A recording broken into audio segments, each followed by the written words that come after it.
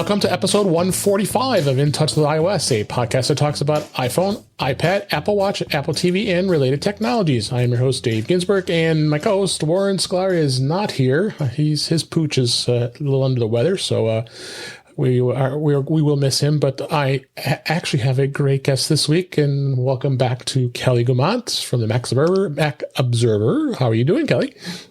I'm doing well. David, how are you? Doing great. Glad you are back, and we have all kinds of fun things to talk about. Apple has been pretty active this past week, so including this announcement that's coming that they are going to be having an event and all kinds of other stuff. But we will kind of wrap things up towards the end of the show. I have a new car, and I'm going to be talking about CarPlay, and I am so ridiculously excited that I have CarPlay.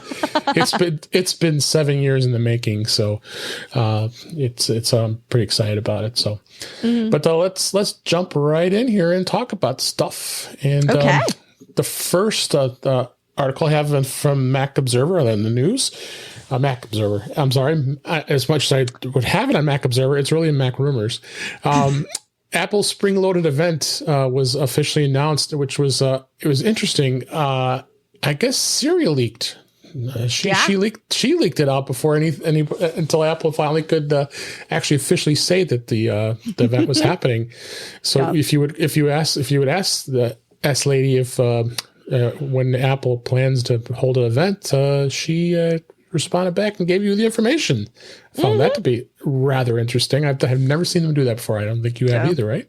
No. And I woke up to my timeline saying, Apple found the leak and your digital assistant has been fired. That's great. Yeah. That was like a whole bunch of people on Twitter, like kind of all at the same time. They were trying to double down on secrecy, and they figured out the call is coming from inside the house, and now somehow it leaked out. We don't know why or how, but it happened. But then they officially announced it, and it will be a week from actually this coming Tuesday on April 20th as we record this. Spring loaded. Join us for a special event. It'll be from Apple Park, and we anticipate that it's going to be a highly well produced recording like it was last time from last year. Number of the since it is remote, no one will be able to go there in person. But it looks like a lot of things we'll expect. There's iPads and potentially iPad Mini and AirTags and anything have you seen that they're looking to announce that you've been hearing other than that what we know? Well, AirTags. I'm hopeful. I'm hopeful for the iPad Mini. Well, so my theory, and for people who don't know, I run a home called Kelly's Home for Crackpot Theories. I've run it for years, right. And so my crackpot theory is that the event was late because there was something they couldn't nail down in 14.5, and the thing that we discovered they were trying to put into 14.5 was location stuff, the Find My, find, I don't know what they call it, like Find Kit or something, but Find My. The Find My stuff that the bicycle company Van Moof, I think, bicycles is going to be utilizing immediately, and so. I think like that coming out sort of tips AirTags over into reality, but I think they needed to nail that down before they could give it out to anyone. And I think that's why we've had so many 14.5 betas, and B, haven't had enough, didn't get to Find My stuff until very recently, beta 7 or something. And we're on beta 8 now. So I think that's part of why, like for me, that's what puts AirTags into the lead. I want there to be a mini because I want to feel like Apple's taking the iPad mini seriously again, because I feel like the people who love it really love it, and it should be updated. And I think it's a really valid device for a lot of people. And so I like when they, have faith in that and keep it going. I'm curious what they're going to do with the new iPad. Yeah, because presumably it's the iPad Pro. And what they did last time was LiDAR, which for me myself does not matter in any material way, which means so either like I would buy another Air. Like the new Air is a very nice looking iPad Air. I'm on the verge. You're about to hold one up, aren't you? No, I don't have it. I still have a 2018 iPad Pro. I did not upgrade the last round. I have the last Lightning iPad Pro. I don't remember which one that is, but it's first a while gen, ago. I think. Yeah. And then, so I don't know what they're going to do for the next one, but that either means A, I can buy what is right now the latest and greatest iPad Pro, or just finally pull the trigger on an iPad Air. But I've been like, the new iPad Pro has been breathing down our necks for a long enough time that I kind of want to see what's available. So I'm hopeful on that, and most of that comes from I do all my podcast editing on my iPad. And my iPad is a little bit creaky. It's starting to show its age, and so I would like to update that if I could. So we'll see. Yes, we will. So I'm curious what they're going to add to it, and the reason I want to know is because I'm curious. I want to know if it's something that I'm interested in. I don't have a need for LiDAR, and I can't find a realistic use case for LiDAR in my world. So if I were to go buy one, if my iPad evaporated, I would probably go buy an Air because the Air is great. And I was really excited about the last revisions of the Air and the iPad because the regular iPad now is a really solid device. I used to not be able to recommend it to people unless it was like, I barely use it and that's not changing. Okay, then you can buy a regular iPad. It'll be fine. But you get a lot of iPad now for that amount, for that amount of cash. And supports the pencil, does all that. And honestly, the better pencil and the better pencil interaction is what I'm looking forward to because I use Ferrite to edit. Yeah, and that's where I spend a lot of my time on my iPad with my pencil in Ferrite cutting audio. And when I do that, it would really be nice if my pencil didn't roll off the table. I would like that a lot because I can only use the first gen. Pencil. So drive me crazy. Yeah. So fingers crossed we get something new that's going to be awesome. Otherwise, I'm going to get a great deal on a LiDAR iPad Pro. It'll be great. Yeah. Right? Hopefully we'll get some price reductions on those. My hope, the thing I haven't heard a lot about, but seems to make sense in my mind. And remember, again, I run a home for these theories is new headphones. Anybody who bought AirPods Pro has used them to death and the battery is crap in them now. So it's time for them to come out with new ones so that everybody can just go buy a new pair. It's been quite a while since we got the last regular AirPods update, which was iteration 2 lets you talk to it without having to tap, I think. And it comes with the wireless charging case. As part of the headphones. So there's second gen and it uses that wireless charging case. Those are what I have. And so I would I bought a pair of those and I used a pair of those for a very long time. And Mr. Kelly, I have put them on long-term loan to him because he tried all kinds of true wireless headphones at work for Zoom meetings like this on his work PC. He tried headphone after headphone after headphone. Anything with a cable didn't work because it's a PC. So it's way back there and the cable's really long and it gets in the way of everything. So that was hard. Other ones wouldn't stay connected, had crappy battery life, would get connected, but then not stay connected. So he'd be in mid-meeting and all of a sudden the meeting is blaring out of his computer and he has to figure out how to, solve it. So, he tried all of them. And then I said, okay, well, you've been through my stock of headphones. So take these. Don't say a word about them to me for a week. I'm giving them to you here Monday morning. On Friday night, let me know how you feel about them. And his biggest complaint about the AirPods connected to a PC. This is the reason I was like, I don't know what's going to happen. I don't know anybody that does this. So connected to his Windows machine, his work PC, because you can see behind me, that's a mini. That's Mr. Kelly's mini.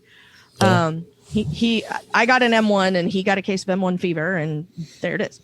So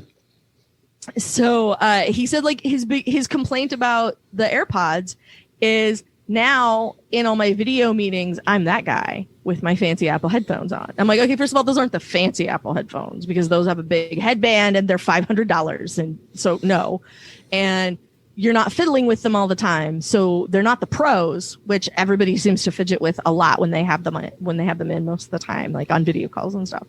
So if your biggest complaint is like, oh, everybody knows you have a pair of Apple headphones, I think you're fine. So I've just sort of lent them to, because I work at home, I work here by myself, no pets, no children. So I don't have a lot of like unexpected background noise. So I can just listen to a Zoom meeting on my speakers and it's fine. So that's what I've been doing for a while. And I don't want to anymore because I miss my headphones. Yeah. So what I really wanted to do was treat myself to a pair of iPad Pro, AirPods Pro. I really wanted to treat myself to a pair. And so I'm waiting, because then it was like, because about the time I was like, look, just take these. And then when the Pros come out, I'll get a pair of Pros because I like them. And that was about the time everybody started going, March event. So I'm waiting. So I've waited a whole nother month of like, okay, let's see if we can get the March event in April. And we did. So now I'm really hoping that there's headphones. And if not, next time you have me on the show, I'll just be on with my new AirPod Pros that are, that's what I'm sporting. One way or another. Yeah. My Apple Card is currently on a regiment of light calisthenics so that it is ready for Tuesday. We'll see what happens. Yeah. Well, we'll probably both. You guys will definitely be covering it live as it happens next week on Mac Observer, and I would more than likely, assuming that I'll be doing the event as well for Mac Eyes Only if I hear from Mike Potter. But we'll definitely be covering it and getting everybody up to date to what Apple announces. So it's going to be fun. Yeah. We'll see what happens. Next story. Apple Fitness, they just announced, actually this was announced today as we record this, new Fitness Plus workouts geared specifically towards pregnancy and older adults, as well as several new yoga, high-intensity interval training, HIIT, and strength workouts for beginners. The new workouts looks like they're going to be available on April 19th. And the new pregnancy workouts consist of 10 workouts across the strength, core, mindful, and cool down categories. So that's great to see. I'm really excited to see that Apple is really already Fitness Plus I don't think is a year old yet, and they're already updating it with more stuff. So this is pretty exciting. What do you think? What do you think? I like they're expanding. I use Fitness Plus, not as much as I should. I know. Me, same here.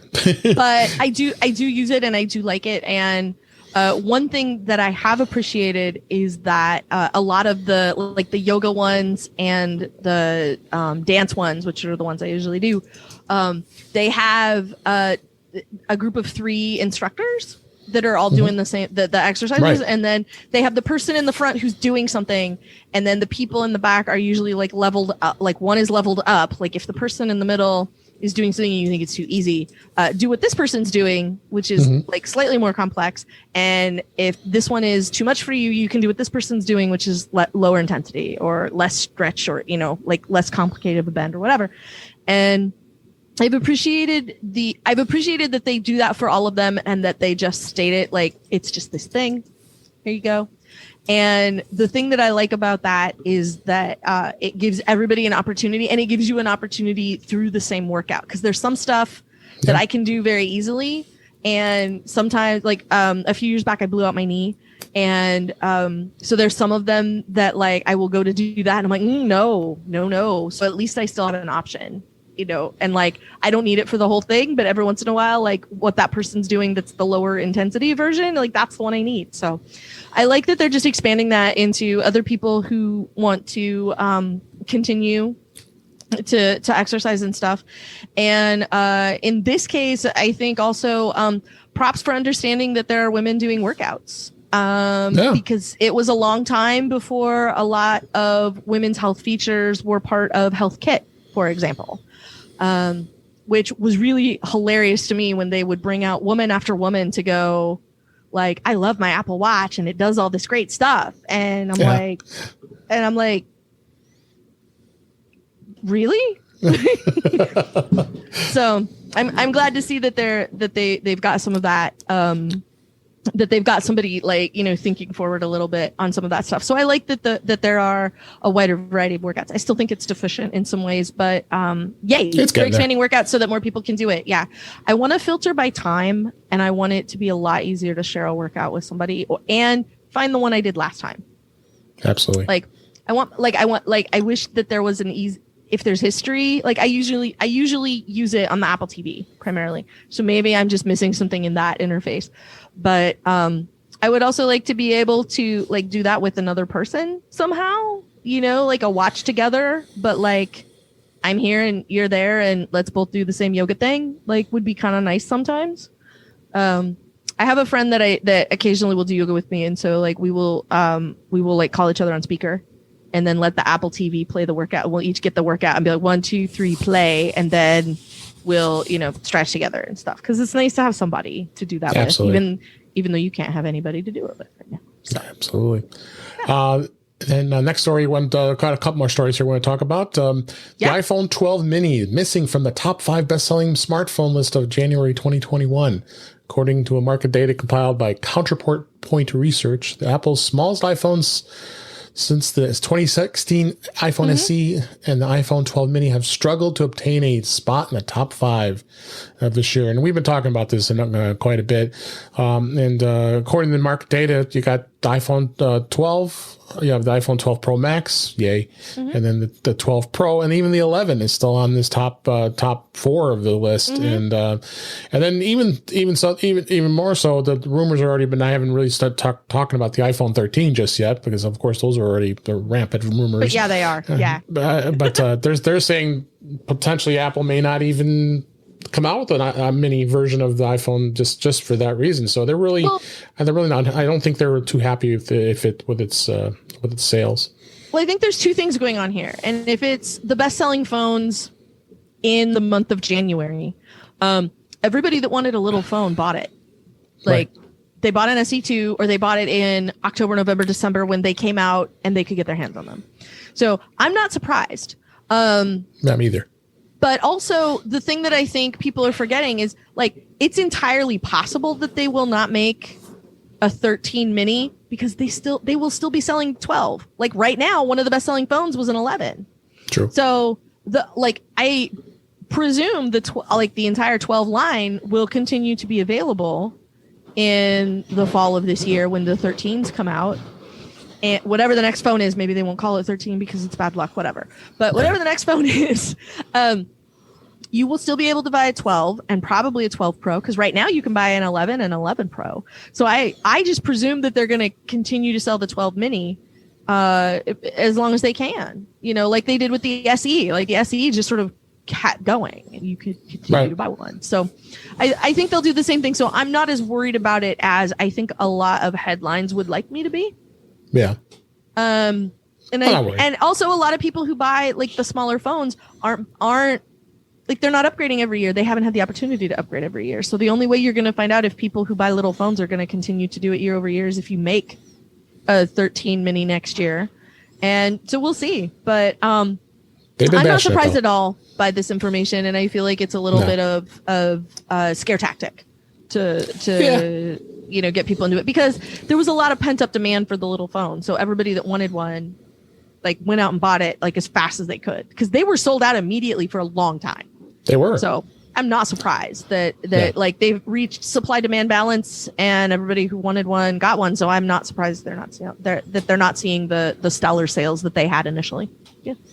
And we talked about it with my friend Brian DePardo, who was on the show a couple weeks ago, and that was his phone. He has the iPhone 12 mini, and we would be making fun of him because Warren and I both have the 12 Pro Maxes, so we're the big boys. You got the little guy, and I mean, of course, our friend Brittany Smith too. Yes. She absolutely loves it, and she said what was her quote? She said, "You can't get that phone out of my hands. You can pry it from my cold dead hands." Yeah, cold dead hands. She just will. So there are some people loving it. I would have one if it weren't for the camera, because I got an 11 Pro last year, and the 11 Pro had such an amazing camera. I was still in love with it a year later when I got my 12. And so now I have a 12 Pro camera. And if I could have the 12 Pro camera in the mini phone, I would have had a mini, and I would not have thought twice about it, and I would not feel bad about it. But I couldn't downgrade my camera. Like that was the problem.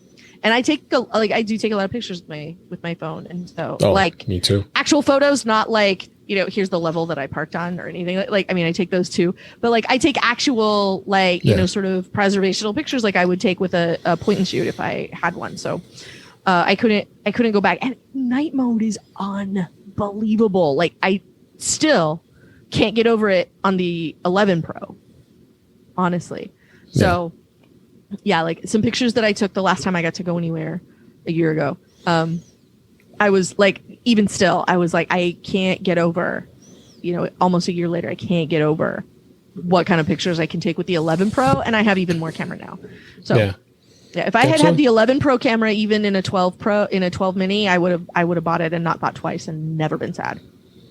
Yeah, I'm with you.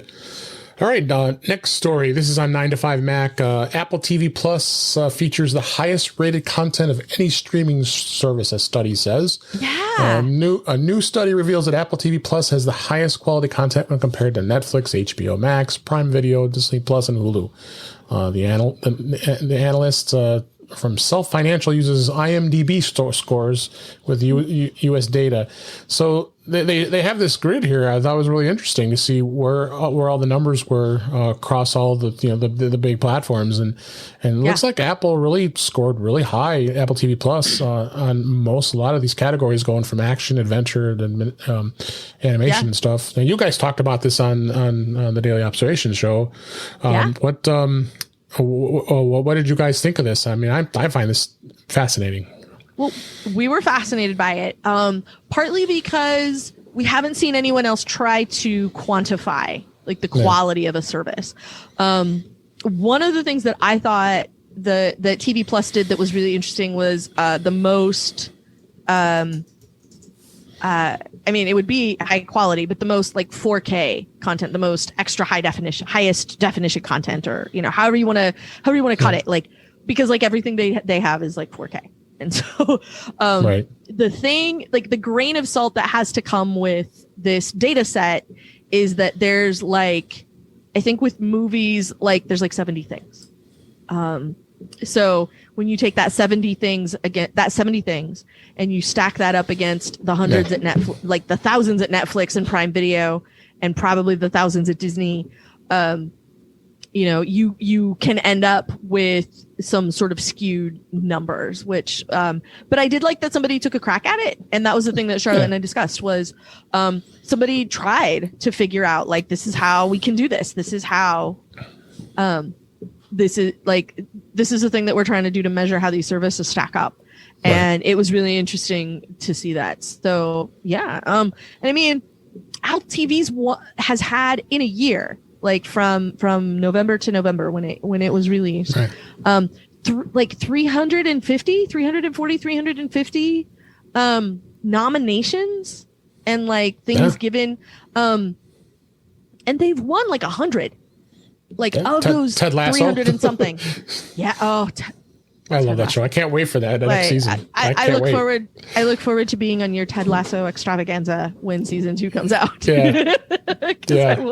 I will watch it and be terribly excited. It's like, it was an interesting idea. I was glad to see somebody take a shot at it because it was a fascinating data set.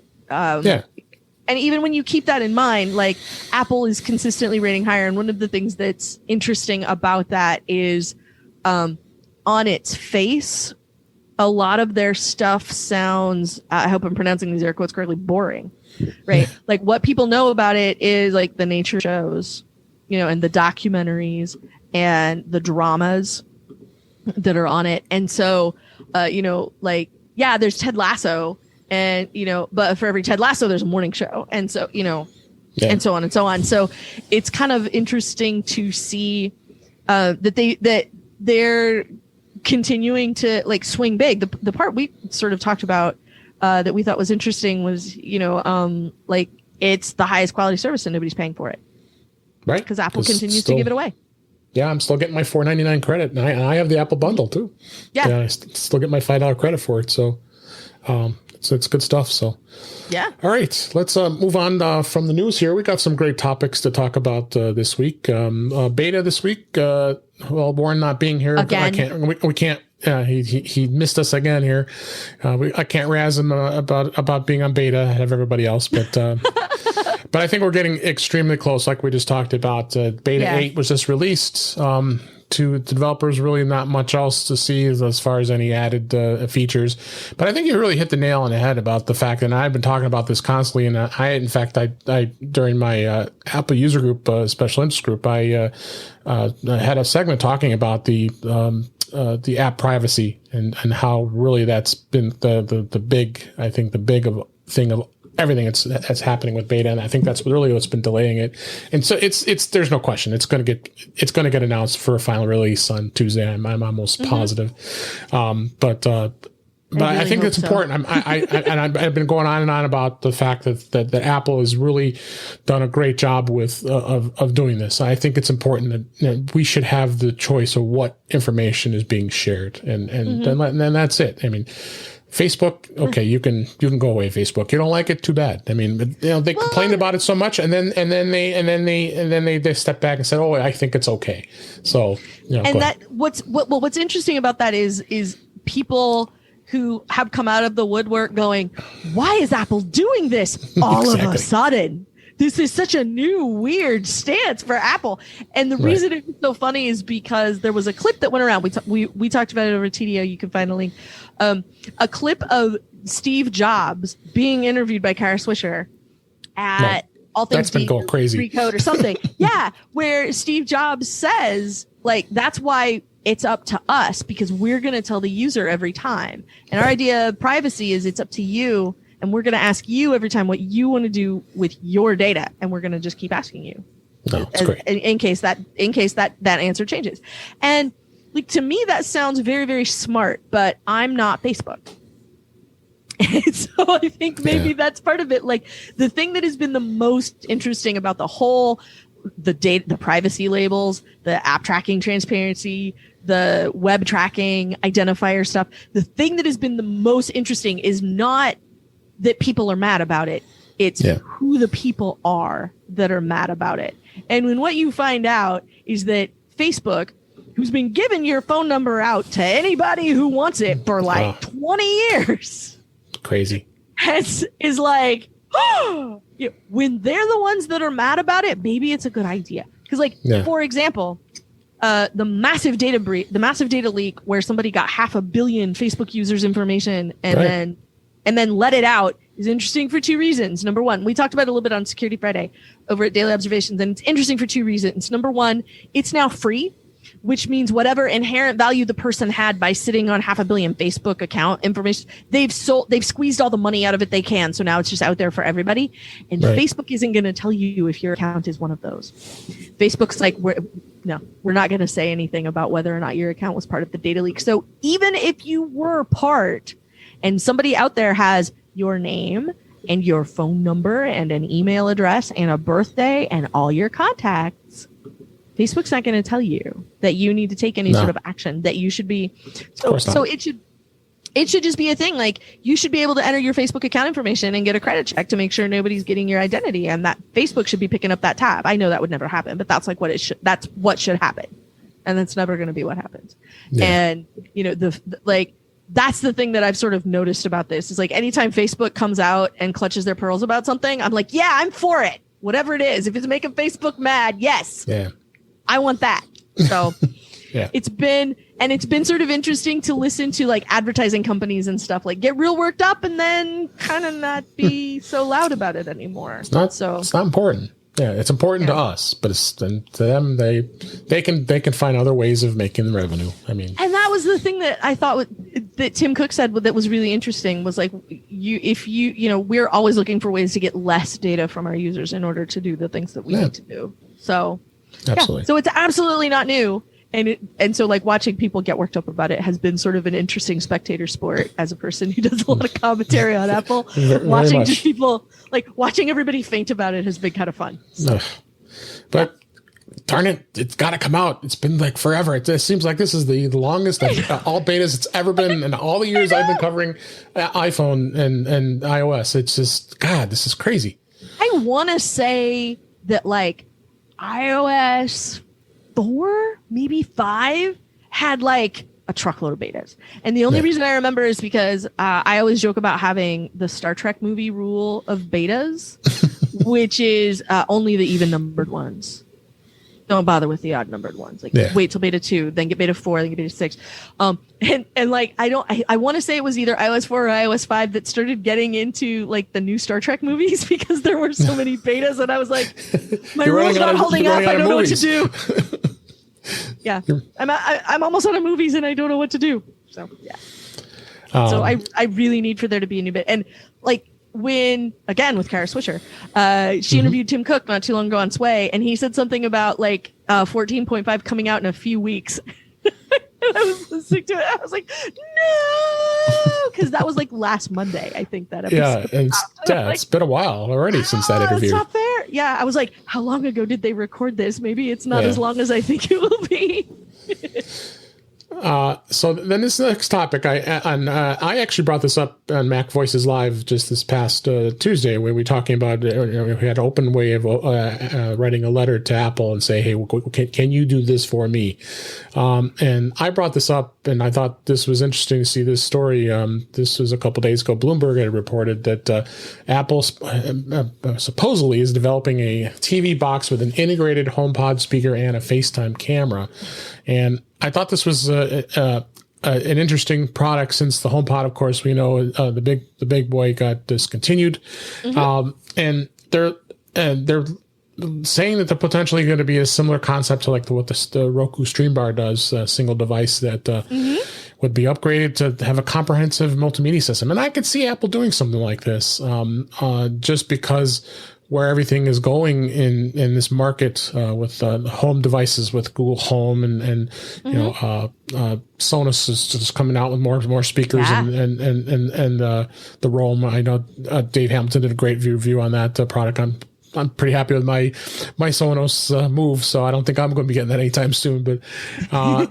But yeah, so then going through all the other devices that are out there, and I think Apple's finally come in realization that maybe this is going to be something that that would be appealing to our customers. And I mean, of course, we're hoping that there's going to be a new Apple TV, which they haven't released in 3-4 years, at least as an interim piece, so we can get that. We've also covered. I've talked about the potential they can finally revise that horrible remote control that it has, and we really need to do something with this. But I think this is going to be an interesting device if this does come true. That Apple will have something that will really be a cool thing to have, because some of these other devices are not so cool. Although I do have my Google Home. I do have my Google Home hub sitting here, and I do use it for the most part. I like to send over a stream, from a browser or something I want to watch, and have it off to my side here so that I'm doing work and I can watch it, and so it doesn't distract me on my computer. So,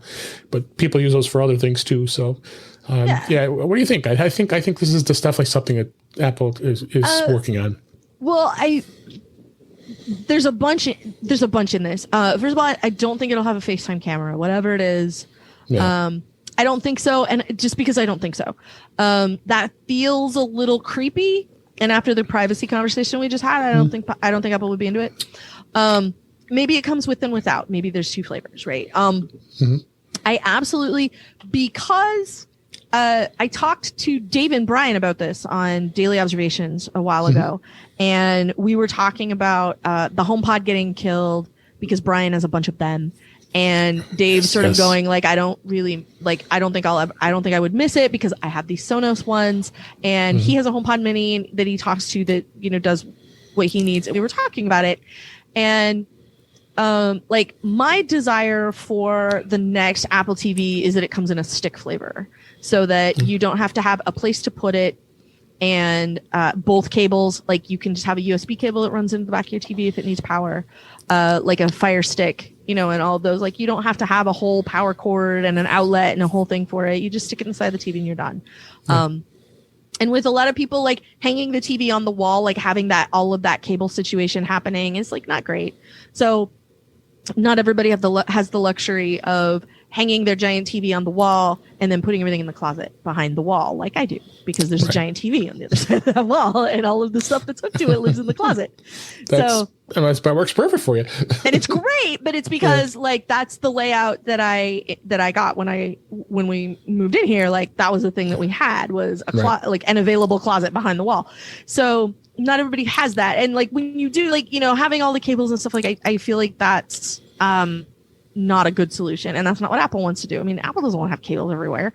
So I feel like so when we talked about it, one of the things that Brian said that really stuck with me was Apple's learning all the stuff they're learning about, you know, computational audio, the way they're doing computational photography, and spatial audio, and how to have everything process that properly and do something really cool with it. And Dave said they're making a sound bar. And the 1-2 punch of that, like, really stuck in my brain. So I could absolutely see Apple doing something Roku-like, where the new Apple TV is a sound bar, because lots of people like a sound bar.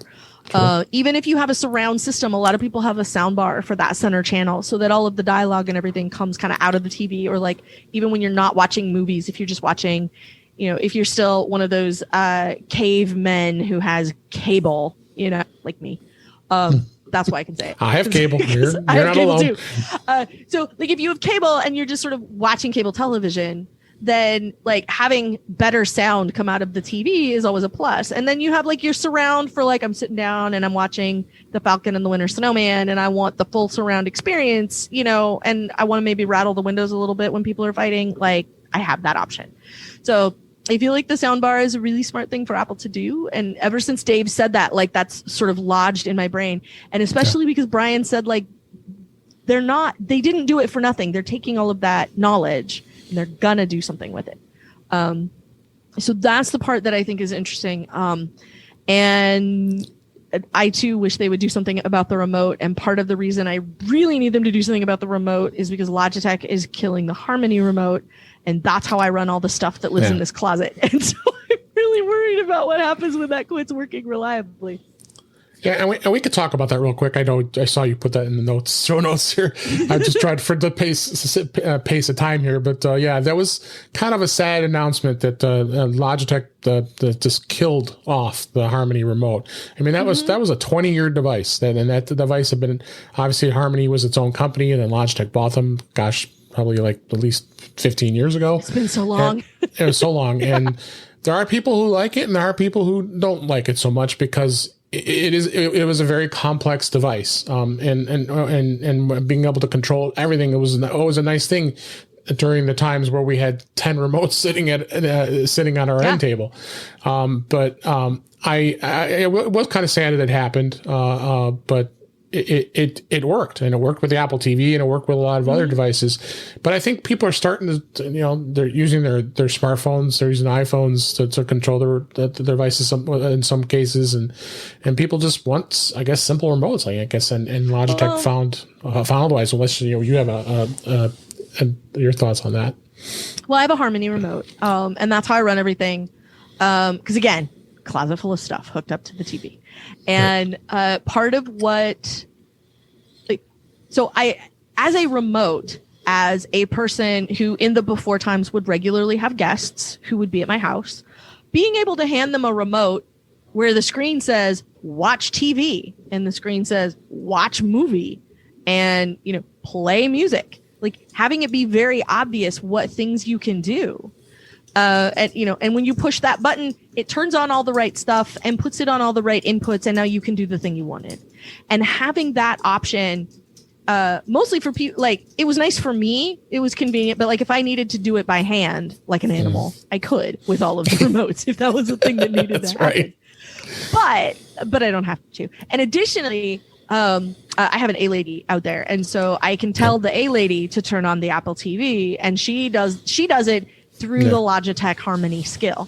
And now, as much as I love the remote, whenever I got new stuff, I had a new level of hatred for the software that controls the remote, because configuring the remote made me a danger to myself and others. I hate having to try and set up that thing. I hate it with the white hot intensity of 1,000 suns. And I like from the absolute get-go, everything about it feels user hostile. It feels like a challenge. It feels like, it feels like I would be better going up in a riddle contest against a Sphinx to see if I could get this thing to run the stuff in the closet. So having to ever make a change to it drove me around the bend. But once it worked, that's very exciting. I have 3 of them in my house, 3 of those remotes. One of them is the smart hub with the screen, the actual screen that will change depending on what activity you're using. And I have 2 of the older ones that have the little display, and you just tell the display what to say and push the button next to it, but it's kind of a static screen. So they are not ones that connect to a hub or anything like that. They're just some of the older remotes, and I love them. And that's why I love them, is because I can push watch DVD and it just turns everything on and does what it needs to do. However, if you buy a Panasonic television and a Panasonic DVD player, you can use the TV remote to run both of those things. Right. And more companies have made it easier for that to happen. CLC, I think it's called, something like that. I don't remember what it stands for, but there's some option that you can turn on your devices, and then the Panasonic DVD player will listen to the Panasonic TV remote, and then you're done, and you can just use that one remote for things. And between that and smart TVs having their own skill, where you can tell the Google Home or the Echo Base or your HomePod or whatever to turn things on, because the TV itself can handle a lot of that. I think that's probably why Logitech is getting out of this business. But it still makes me sad. They said they're not going to unsupport it. They're not going to stop supporting it anytime soon, as long as people are still using it. So they're just not going to sell anymore, which is okay. But I do kind of feel like I should buy one just in case. Yeah, I think I wouldn't be surprised that a lot of people are doing that, because it's just pure demand. So, and people are going to be gouging it on eBay too. So some ridiculous pricing. So, but no, I thought that was important to at least touch upon that. And it's sad. And that's why I'm worried about the Apple TV, because I know that remote's not great. The only thing I can do to improve it, I have done, which is I put a glow in the dark silicone sleeve for it. And so now, and it covers the bottom with silicone. So when you pick it up in your hand, you can tell which way is right side up, which is helpful. That's that's all I can do. So let's. And the glow in the dark is nice when it's dark and I can't see it. And you can see it, so it doesn't get, if it gets in between the couch cushions, when your couch is black, it's not an option to just not do anything. It'll blend. With that remote. It will blend. Next topic I wanted to touch upon is I guess I could be kind of excited. I had decided to purchase a new car, so I have a very excited. It's a new car. Well, new used car, that is. But still, it's a 2018 Dodge Charger, which is nice. And it's got the Hemi engine, so it got the all the horsepower and the speed. But is it warm in here? Yeah. It was my previous Charger was a 2011, and it did. It was killing me. I just had no technology in this. I mean, back in the day of the 2011, technology was not anywhere near as it is today. So every time you want to use my iPhone and be able to hook it up and be able to play it works through Bluetooth, and sometimes it doesn't sync, it doesn't want to play. So that was a little bit of my motivating factor. And, it was time. It was time to get a newer car and a beauty at that. So of course it has CarPlay, and I'm just absolutely excited. I've only had the car 2 days, so you're getting a 2-day review that I decided to bring it up on the show this week with you. All right. And do you have CarPlay in your car? No. I have an older, it's not new, Subaru Outback is what I generally drive. Okay. And it has Bluetooth, and every time I get a new phone, my phone and the Bluetooth in the car hate each other in a new and interesting way. And I know Subaru's tough. It's always different. With my 11, it would always connect and play whatever was playing. Even if the radio was on radio or CD, in the background it would connect to my phone and start playing on my phone. Yeah. So later I'm like, 5 chapters ahead in a book I was listening to, and I can't figure out what happened. And it's because the whole time I was driving around, it was playing my audio in the car to nobody, because that wasn't even the input that was selected, and the car didn't care. It was not great.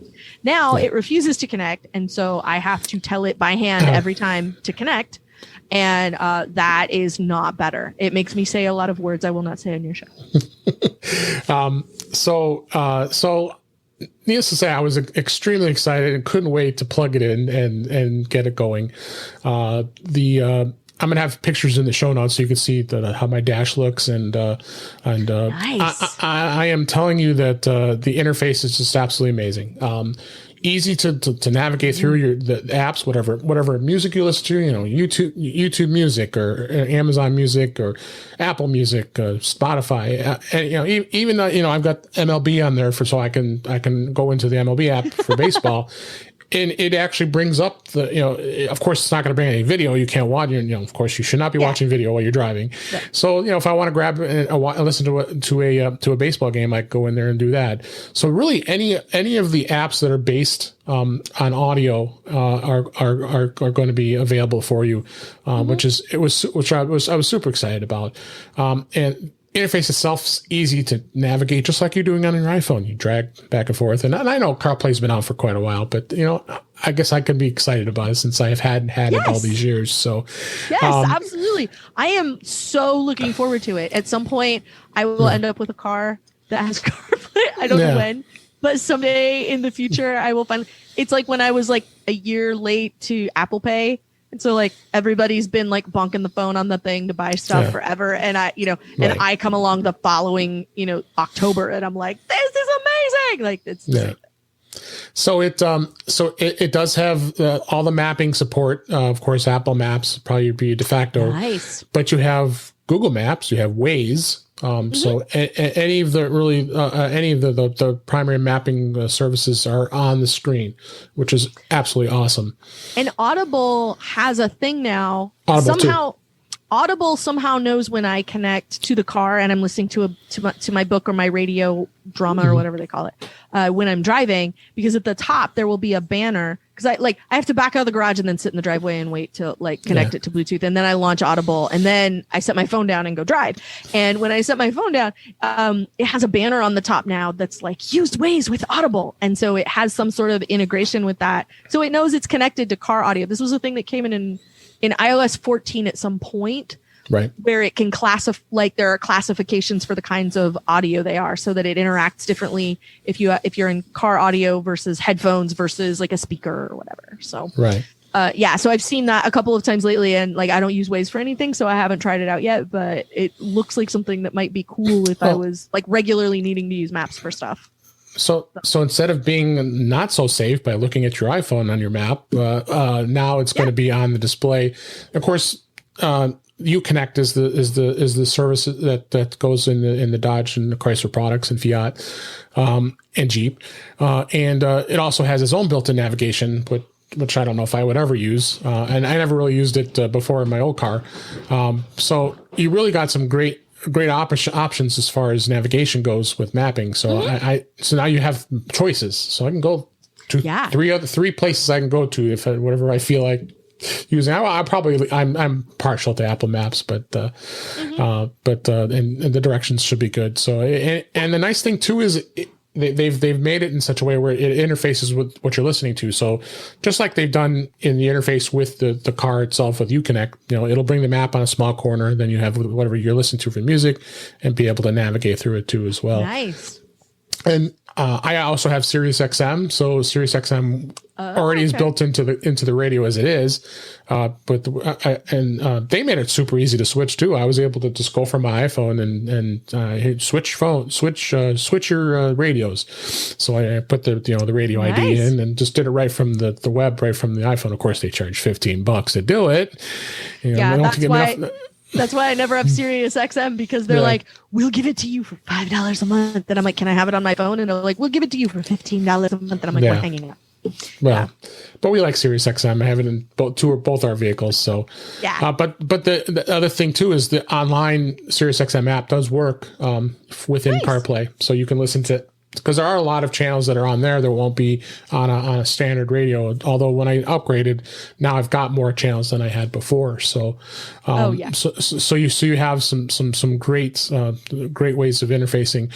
Siri really integrates it really nicely, because I can say, "Hey, yes, lady," and be able to get to it, or I can just right on the steering wheel. You got it integrates perfectly with the voice recognition. That's nice.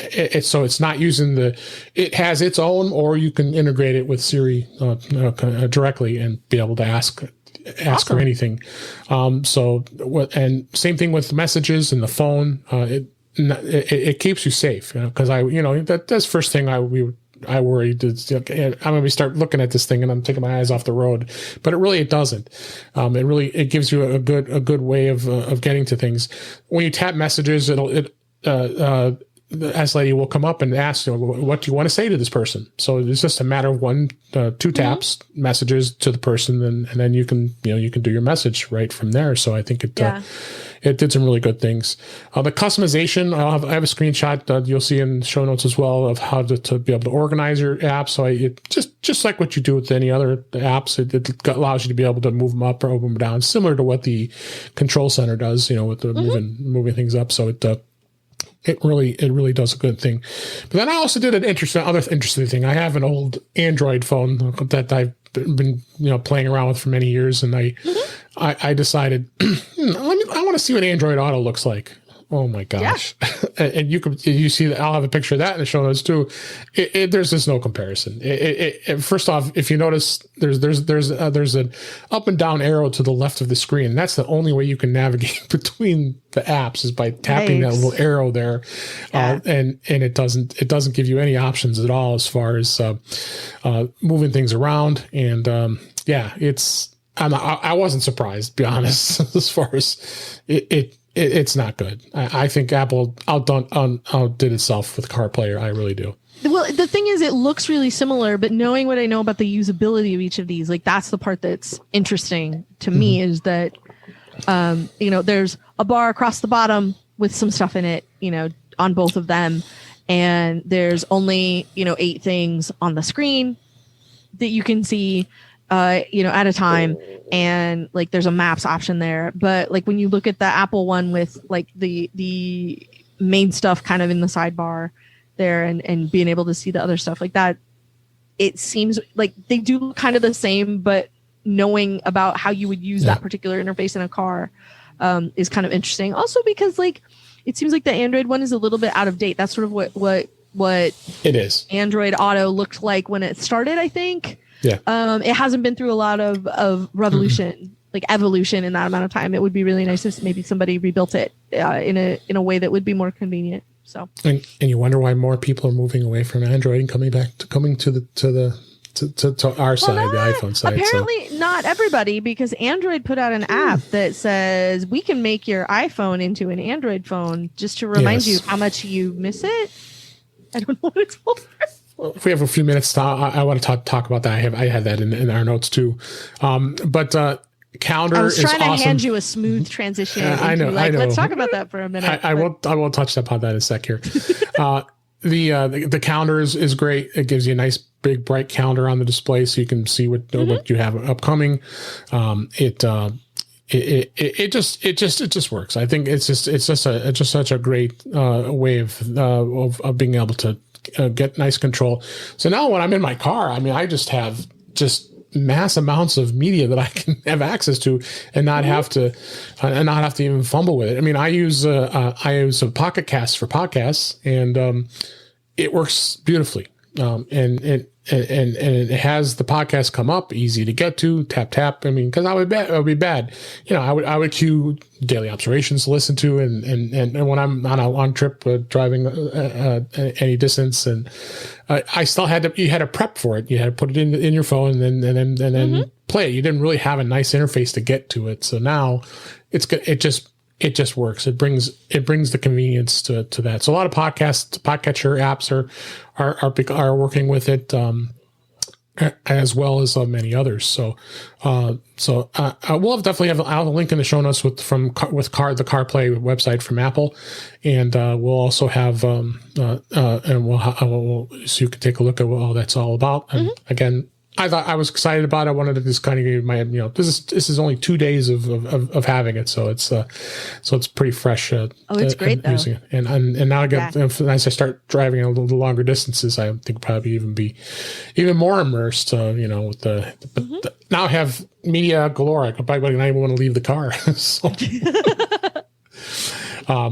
But yeah, let's touch upon that a little bit. Of the 2 articles I had in here, one of them was that Samsung, a very strange thing. We talked about this, I think, last week on Mac Voices Live, I believe. And Samsung had this thing called the iTest, where it lets you be able to try a Galaxy phone on your iPhone. I'm like, why in the heck would you want to do that? So. Apparently, I guess the site was advertised in New Zealand, and all you have to do is there's a link you go to, and it opens it up, and it actually is a actual virtual simulated Samsung Galaxy. It's very strange. I went to it and right away while we were doing the show, and I'm like, this is goofy. Very goofy. Did you tried it, right? What did you? No, I just looked at it and went, that's really weird, and I don't understand what it like. I didn't understand what it was supposed to do, because it just sort of looked like all of the parts of Android that I don't like. Yeah, I have an Android tablet that I use, and so that I'm at least passingly familiar with how some stuff works. That's why I have the phone too, right? And there's some stuff that I think is really cool in Android that I enjoy that I wish would be on iOS, like. You can put an icon wherever you want on a page, and it doesn't have to be from the top left corner to the bottom right corner. Right. 1, 2, 3, 4, 1, 2, 3, 4. Right. If I want to put one like down here and I want to put one up here, I can do that. And I don't have to do any sort of jiggery pokery to space them out so that I get them where I want them, or have them bigger or smaller. If I want a great big mail icon, it'd be really nice if that were an option, and it's not. So that's the thing that I like about Android. iOS has been doing better about notifications and like being able to manage those and being able to see those. So I have slightly fewer complaints about that, but like it just sort of, it felt like all of the clunky things in Android that I find frustrating were staring me in the face. And it was sort of a like, why don't you come back? And I'm like, because that's kind of gross. Like, I don't want to do that. Exactly. That was my exact sentiments of looking at the Android Auto. It's just gross. Yeah, like this isn't intuitive. It's not easy to use, and I understand that like a lot of what makes my iPhone intuitive is that I've been carrying them for like 10 years. I get that. I really, really do. It's been 10 years? Maybe it's been more than 10 years. But anyway, like a long time. Like the whole reason my iPhone makes sense to me is because I've been staring at it for a really long time. So I understand that. But like it's also just sort of like the way that they chose to lay it out, it just sort of felt like here's all the ugly parts and we're going to put them all right in front and center and show off all the ugly parts so that, you know, to remind you why you left, I guess. I don't know. Yeah. No, it's just, yeah.